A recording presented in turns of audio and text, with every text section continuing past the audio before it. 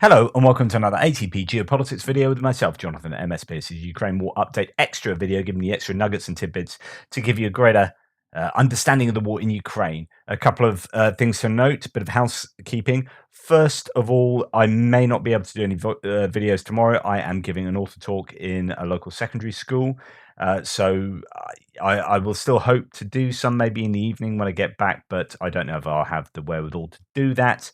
And secondly, I have my twin boys, 12-year-olds, have got friends around at the moment. So if it's noisy in the background, I do apologise.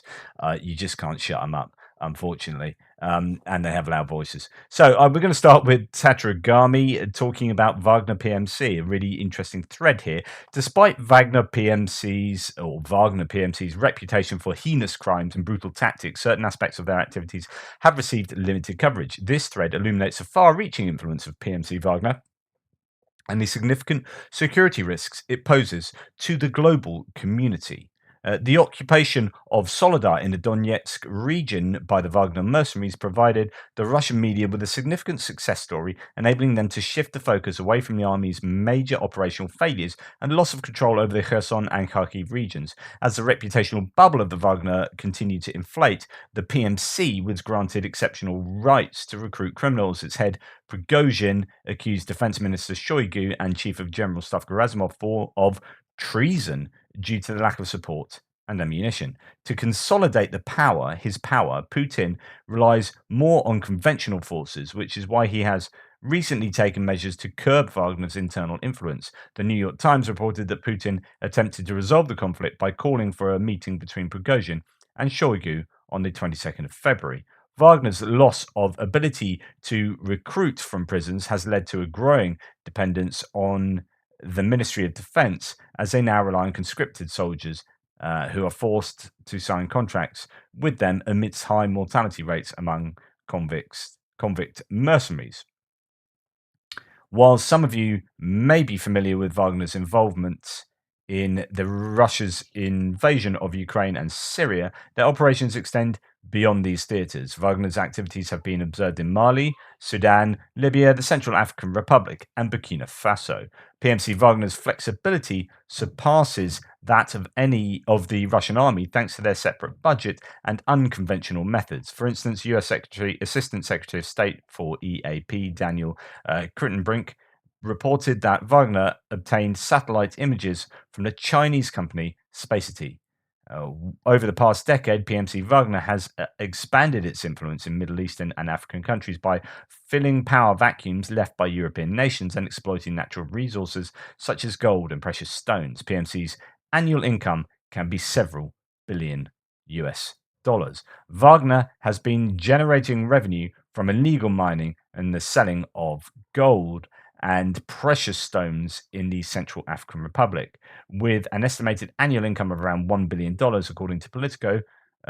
The company began exploiting gold in the CAR in 2018 with around 2,000 mercenaries. In 2023, the departure of French troops from Burkina Faso paved the way for the Wagner Group to gain access to the country's raw resources, including precious materials. The Wagner Group has also attempted to establish a foothold in Mozambique and Madagascar. Given the evolving situation in Sudan, it is crucial to keep in mind that PMC Wagner has a vested interest in securing gold mines there and maintains connections with the RSF, so those are the anti-government forces. Although there is currently no evidence of Wagner's direct involvement, the situation can change. Since 2021, UN experts in Mali received reports of executions, torture, rape, pillaging, detentions, and enforced disappearances. These atrocities were reportedly committed by the Malian armed forces and their allies, such as Wagner, in the Mopti area and other locations. Collaboration with Wagner should be strongly discouraged. While some countries have already imposed sanctions on the company's mercenaries, such as freezing of assets and travel bans, more stringent and consolidated efforts are necessary to mitigate security risks from Wagner. The designation of the Wagner as a transnational criminal organization by the US and Lithuania is a step that could lead to its international recognition as a criminal organization. Cooperation with Wagner will result in political and economic costs for participants. So, just a little bit of extra context to Wagner. They are and have been for some time a presence, or they have had a presence in Africa and the Middle East, they get up to a whole lot of nefarious businesses, and they operate with the say-so of the Kremlin. In fact, doing what possibly the Kremlin want, but that in a way that the Kremlin or Russia's national forces would be unable to do. So it's kind of almost like a criminal military arm of Russia, whilst also, generating money by taking a cut in all sorts of natural resources, making a lot of money for Prigozhin himself. So that is Wagner, and we'll probably hear a lot about them in the coming years. There are some claims that they are down to 9,000 troops in the Bakhmut area, that they're really struggling for people there, but I don't know how much that will actually affect the budgetary balance sheets of Prigozhin. Talking about Prigozhin, here's Dmitry from World Translated saying that Prigozhin talks a lot and talked a lot again today, to be precise, responding to the questions about the Ramstein 11 summit and how worrying its results are for Russia. Prigozhin does not appear to be delusional and says there are no good news for Russia in the decisions made today. He also says that Ukrainian offensive won't start until the 10 days from now due to Raputitsa. The translation below is of the post he shared on his channel earlier today. So let's just run through that. Let's talk about Ramstein 11, the supply of air defense system. That's first. Yes, indeed, it's important for Ukraine to protect its strategic facilities, including inside the country, where we carry out strikes. The effectiveness of these strikes must be evaluated, but nevertheless, they will be protecting. Secondly, the Allies are conducting trainings and will continue to conduct them, which means that, as Germany said, 25,000 Ukrainian troops are being trained right now. This means that they have 25,000 places, so it could be a stream, and they would likely be able to easily multiply by 3 to 4 times, thus simultaneously training 100,000. 3 to 4 months, 100,000 each is a lot. 8,000 who completed and returned home. This is also not bad, although not a very large number. Their losses today are significant, but today we are killing those who were training in Ukraine. New ones will come from Germany. They will be technologically educated. The West donated 230 tanks and 1,500 of their armored vehicles. This is also a sufficient amount to provide serious opposition. Green light for the purchase through the NSPA. This means they will borrow as much as they want from anyone. America will pay for everything. And lastly, they said that the Americans, Europeans, and NATO bloc are ready to support them. This also does not bring anything good for us. The statement that all NATO members are waiting for Ukraine to join NATO also does not bring anything good, which means that we must anchor. The jokes are over. It is necessary not only to anchor, but to anchor in such a way that would only be possible to tear us out only with the opponent's claws. In other words, I guess he's meaning get really, really defensive. Second issue, when will the offensive of Ukraine begin? Ukraine constantly excites us that it is about to launch an offensive. This thing is called the boy in the lake. The boy screamed again and again that he would soon drown, played his mum and dad, and when he started to drown, they did not come. We call this the boy who cried wolf. They are waiting for us to not tense up anymore, but think that they are morons and stop reacting to their cries. Today, the offensive does not begin for quite understandable reasons. This is a monstrous slush. On the territory today, even pickups cannot normally pass through the fields, not to mention the Urals, heavy equipment, even tanks. The soil still needs around 10 days to dry. When will they advance? They will probably make their own decision. They don't inform me about it, but the fact is that they will attack. Therefore, we must be ready 10 times so that it does not happen again, as it was in 1941 when they chewed snot and reported to Stalin that everything was in order, that there was an agreement with Germany. There is no contract and never will be. They will come and try to tear us apart, and we must resist. Mum will not come. Mum died, so now they are on their own, as in an orphanage for themselves. A bit bizarre in his writing there, but here is the idea that, yeah, do you know what? There will be something serious to contend with, and we need to get serious about digging ourselves in and defending what we have otherwise gained. So that's Prigozhin's words and what he thinks about their current situation. I just wanted to do a tiny bit of discussion about the idea that the Ukrainians have a foothold over the Dnipro River in Kherson Oblast. And I just want to temper any kind of overexcitement about this. This is going to be a difficult place. The geography there doesn't lend itself to getting a decent foothold that is easy to expand upon and easy to supply. So here we've got George Barros, who works at the ISW. He says, we therefore downgraded much of the Delta area from Russian advance to Russian claims. So instead of being red, it is yellow, and it even has some areas of blue Ukrainian presence there as well. To Russian claims, since not all Russian sources fully acknowledge a Ukrainian presence there, and we coded where the visual evidence and textual sources suggest a Ukrainian presence. So that's what George Barrow says. He continues, the terrain in this area, particularly south of the Dachi area, is terrible. It's wetlands and marshes, unsuitable for sustaining large forces. It's unclear if Russian forces are sustaining any forces north of the Kinka and Hlush rivers, given geographic challenges operating there. So the Russians appear not to be operating in kind of this area or this area because it's just, too difficult, and kind of what's the point? That appears to be where the Ukrainians are operating. But even for them, that is a difficult area as well. The critical mass of current Russian reporting characterizes Russian forces' presence in the Delta areas as fundamentally degraded from where it was 6 months ago. These reports indicate that Russian forces no longer fully control this area. It should not be discounted. And then uh, it's worth also mentioning what Defmon says. So before people go crazy, no, there is no cross Dnipro offensive. There is no bridgehead. There are scattered reports of UA forces having positions on the left bank of the Dnipro. This has happened since they liberated Kherson. It's a roadless swamp. Um, so he's quite damning of people. I mean, hopefully I wasn't saying myself this morning that it is, a major kind of bit of news that's a big counteroffensive, but it is interesting to see where it develops. Can it develop into a proper foothold that allows them to advance further from there, or is it just going to be something that is a bit of a thorn in the Russian side, keeps them thinking, but essentially amounts to not much?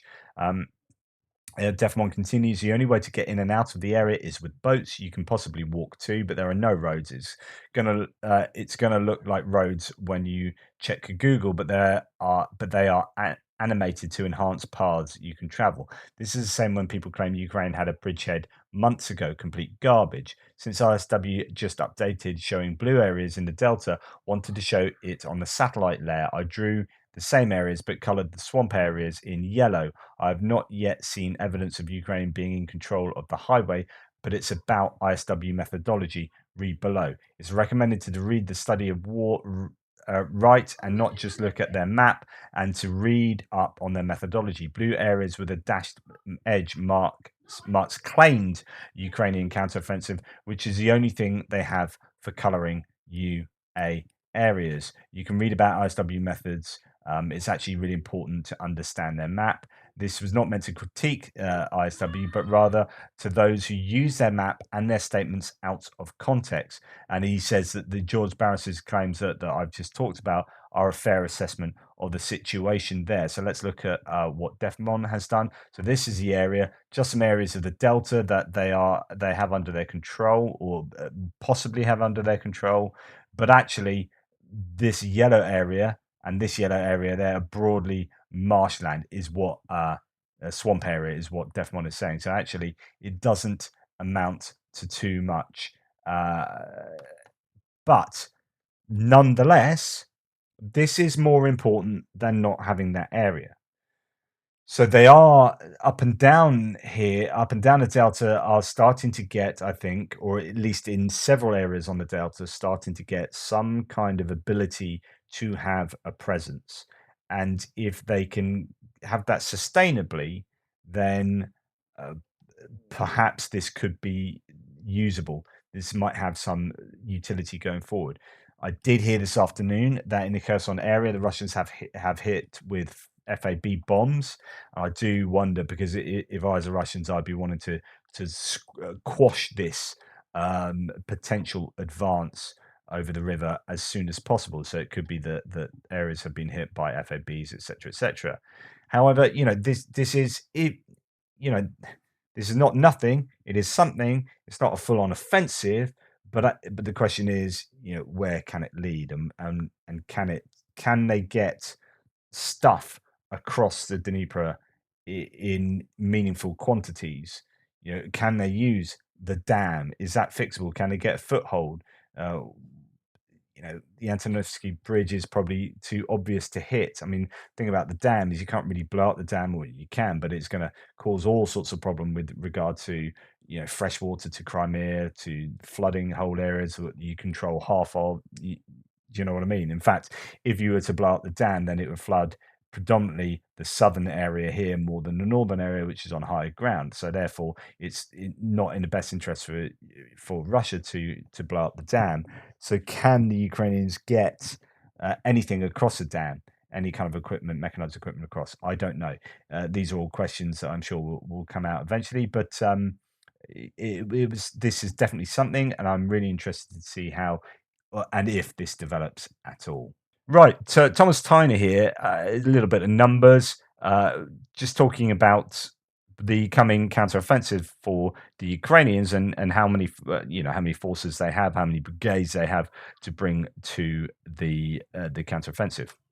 Before we do this, it might be useful to just talk about some of these terms that we see in kind of units of people, of personnel in the military. Now, this is the US Army, and it is different for each army around the world. But let's use the US as perhaps a guidance for how Ukraine will be setting up their army, because they will be trying to align themselves with a kind of NATO framework. So, a team in the US Army is 4 soldiers. They say that 3 soldiers, I think, is the minimum you'll have, because that's the only way you can get 360-degree vision of what's going on. Otherwise, if each person only has 120-degree, say, vision, then 2 people will not give you 360 degrees. So 3 is a magic number, as they say. 4 soldiers make up a team: a non-commissioned officer and 3 junior enlisted soldiers. Teams with special functions may also include officers or warrant officers. An infantry fire team might include 2 riflemen, one of whom is a team leader, a grenadier, and an automatic rifleman who's used when small reconnaissance or special missions are required. Teams can serve as a base of fire, or as a maneuver element. And you can get some pictures there. From team we go to squad. It's commanded by a staff sergeant, also referred to as a section. You get 10 soldiers there. 2 teams make up a squad, which has 4 to 10 soldiers. In an infantry squad, the teams divide duties. One serves as a base of fire element, while the other serves as a maneuver element. A staff sergeant is often in charge. And there you go. There's some pictures of people doing squaddy things. Platoon. Platoon is commanded by a lieutenant, or lieutenant if you're American. It's 2 to 3 squads. A platoon consists of a few squads and up to a few dozen soldiers. They're generally run by a lieutenant, one often with a non-commissioned officer as a second in command, or 2 IC. An infantry platoon might include a weapons squad, which is divided into 2 M240 machine gun teams and 2 close combat missile teams armed with Javelin missiles. At least that's in the American Army. Company. So platoon's company, commanded by a captain. A company has anywhere from a few dozen to 200 soldiers. It's a tactical sized unit and can perform a battlefield function on its own. A company consists of 3 or 4 platoons and is generally commanded by a captain. It can also go by different names depending on the function. Company-sized artillery units are called batteries, while in armor and air cavalry units, they are called troops. So that's around 200 soldiers there. A battalion is 1,000 soldiers, 4 to 6 companies. It's commanded by a lieutenant colonel, lieutenant colonel. Battalions consist of 4 to 6 companies and can include up to about 1,000 soldiers. They can conduct independent operations of limited scope and duration and are usually commanded by a lieutenant colonel. There are combat arms battalions, as well as combat support and combat service support battalions in armor, or air cavalry unit of equivalent size is known as a squadron. And then we get to brigade, and that's commanded by a colonel, 2 to 3 battalions, 5,000 soldiers. There are very many different numbers for brigades. anywhere from 2,000 to 10,000 soldiers. But here it says 2 to 3 battalions makes up 5,000 soldiers. A brigade consists of a few battalions and anywhere from 3 to 5,000 soldiers. A colonel is generally in command. For historical reasons, armor and ranger units of brigade size are called regiments, and the equivalent special forces units are called groups. In 2016, the army reorganized its brigades into brigade combat teams, which are autonomous modular brigades that most commonly include one combat arms brigade and its assigned support and fire units. That looks to be rather similar to BTG, a battalion tactical group, that kind of thing. A division is 3 to 4 brigades commanded by a major general, 15,000 soldiers, usually commanded by a major general. Divisions are made up of 3 or 4 brigades and include 10 to 15,000 soldiers. Current divisions include airborne, armored infantry, and mountain divisions. Each can conduct major tactical operations and sustain battlefield operations. They are numbered and assigned based on their structures. And then it goes to a corps, which is 45,000 soldiers, a lieutenant general, 2 to 5 divisions. Then you've got a field army commanded by a general, that's 90,000 soldiers. An army group, 400,000 soldiers, that's 4 to 5 field armies. And then, army region, and that's quite a lot of soldiers, really. So that gives you a little bit more of an understanding. So we're going to be talking a lot about brigades. I think is it brigades or battalions? Battalions. Let's go back to Monsieur Tyner. He's going to be talking about a lot about brigades there. So just to return brigades, let's bring that in. That is 5,000 soldiers, 3 to 5,000, could be higher than that. I've seen up to sort of 10,000. So I compared my list of known Ukrainian combat brigades with with a list of Ukrainian brigades currently at the front. The result: Ukraine has 30 combat brigades, 6 artillery, 5 territorial defense, that's TDF, and 4 National Guard (NG) brigades in the rear. That's 155,000 troops. As combat brigades, I count 15 mechanized, 3 motorized, 3 tank, 2 marine, 1 Jaeger, 1 mountain assault, 1 air assault, 4 offensive guards. Offensive guards are these new ones created, I think, to go in after an offensive has taken place. You take back land or territory, and you need soldiers to go in and sort out stuff afterwards, while your offensive brigades move on and do other things and carry on the offensive. Besides these and the 6 artillery brigades, I count 1 air assault regiment and 1 special forces regiment. So we go back to regiment. That was another name for I think, what was it, another historical raid? Yes, they can also be, so battalions can be a brigade, can be called a regiment as well in the American Armed Forces, that is. So an air assault and a special forces one as well, and 2 MLRS regiments. This doesn't mean that all these units will be taking part in the Ukrainian spring offensive. For example, the TDF, Territorial Defense Force, and the National Guard brigades are guarding the border with Belarus and Moldova. Some of the combat brigades are reserve units along the front, while some are in the rear to rest and get rebuilt after fighting in Bakhmut. And as Ukraine is rotating its troops in the difficult front sectors, some of the combat brigades have likely rotated into the front by now. We also know that the West is training or equipping at least 9 of the 30 brigades for the offensive operation, while Ukraine is training 3, but the Pentagon leak omitted the brigades being equipped by Sweden, Portugal, Spain, Italy, Romania, Greece, Bulgaria, Turkey, Croatia, Norway, Finland, Denmark, Lithuania, Latvia, Belgium, Slovakia, etc. Therefore, we can assume that the Ukrainian spring offensive will consist of at least sort of 20 plus brigades, 9 NATO trained, 7 mechanized, 1 marine, 1 air assault, 3 Ukrainian trained, likely 1 tank, 2 mechanized, 8 offensive guards, 4 of these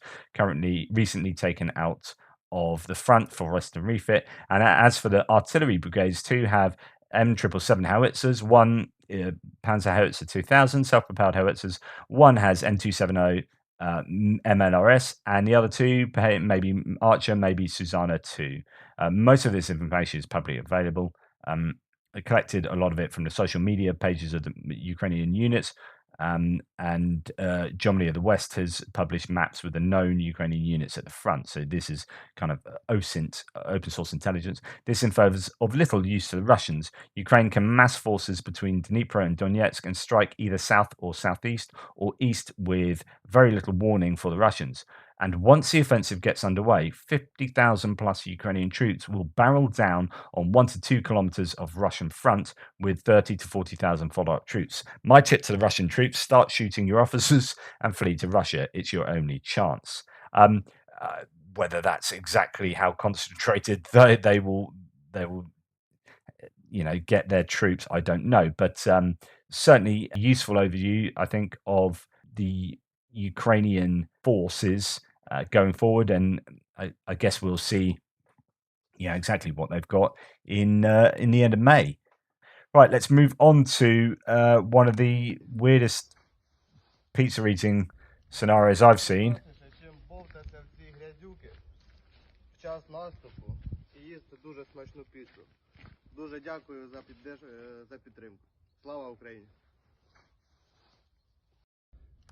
And there you go. A bit weird, but yeah, it's a Russian tank that seems to be rather stuck.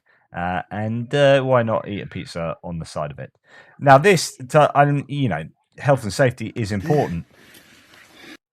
Need to be quite that loud though. Health and safety is important. I don't quite know what's going on here. I'm not that electrically minded. I'm sure that you guys can let me know, but I'm sure as well that this is not well advised. Right. See what he's up to. Okay, yeah, put that in. Fair enough. Oh my goodness. Really?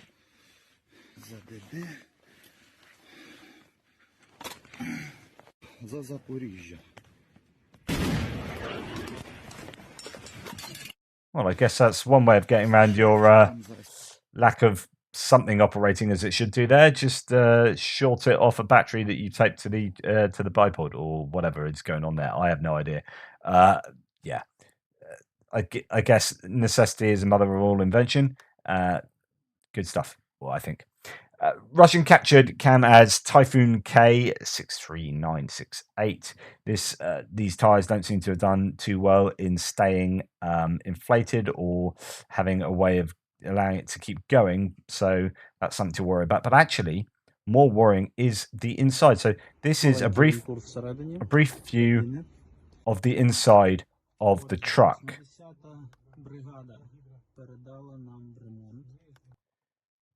So here is it's a trophy vehicle for paratroopers, and this is what it looks like inside. Literally beer bottles. This is how these effing pigs lived. Absolutely rank. Enjoyed Zadeki Gus beer. Now we will refresh it, repair it, and return to the rightful Ukrainian owners to bring death to Russians. We've seen so many bits of footage. I've shared with you previous footage of camps being kept in incredibly poor conditions. The kind of healthy in body, healthy in mind, or healthy in body, healthy in mind approach, which is healthy in or clean and organized in your environment, in how you live, orderly in the way that you go about doing things, executing orders and maneuvers and battles and so on and so forth. So, arguably there's a lot to be said for not living like pigs. A quick room tour inside the cabin, just to give you an idea of what the cabin looks inside one of these things. It's got a nice cuddly toy hanging from the roof, so that's nice. The glass held up. The armor is actually good, but this guy says, judging by all the components, it's not so much a Russian vehicle, but a completely imported one. Interesting. So this shows how difficult it is for Russia to manufacture. It's still a good find, and we can fully refurb it. Will be like new. We'll be safely transporting guys. So yeah, just as I was saying, it just shows you how difficult it is for them to manufacture these sort of things from new, or to even fix them. the Russians, as the components are largely foreign components. I've talked quite a lot about this, which is the need for the Ukrainians and the Russians to protect their vehicles from loitering munitions. In the case of the Ukrainians, it's the Lancet drone, really, that is the one that causes them a lot of issue. For the Russians, actually, it appears to be the first-person view racing drones attached, well, that they have an RPG attached to, that are causing the Russians a lot of issues. Here we see a Panzerhauser 2000 with a counter loitering munitions screen. And yeah, I'm pretty certain you're going to see a lot of these. There are Russian vehicles are even driving around with them attached permanently, so you don't have to spend a lot of time, you know, taking these things down, putting them up when you stop. They're there as part of your machine as you move. And finally, we're going to look at the emergency services here struggling to demine Kharkiv Oblast's Chuhiv rayon, so region, meaning that a local farmer in Kharkova has installed remote control with an autopilot function on an old tractor, and protected it with timber and parts of a Russian BMP to farm hazardous fields. I mean, hats off to him. He needs to get his fields farmed and sorted, and he's willing to take that risk, you know, in light of the fact that his fields are highly likely mined.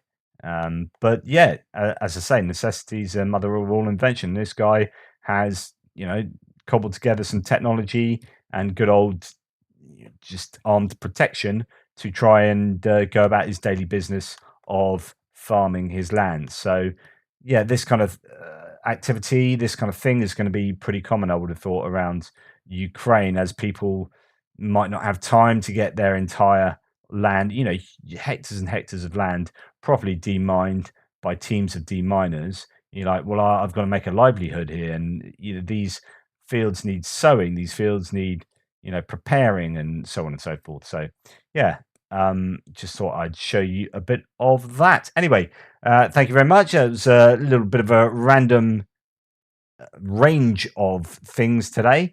As I said, tomorrow I may or may not be able to do any videos. We shall see. But in the meantime, thank you so much anyway for all the support you have given. Toodle pips. Speak soon.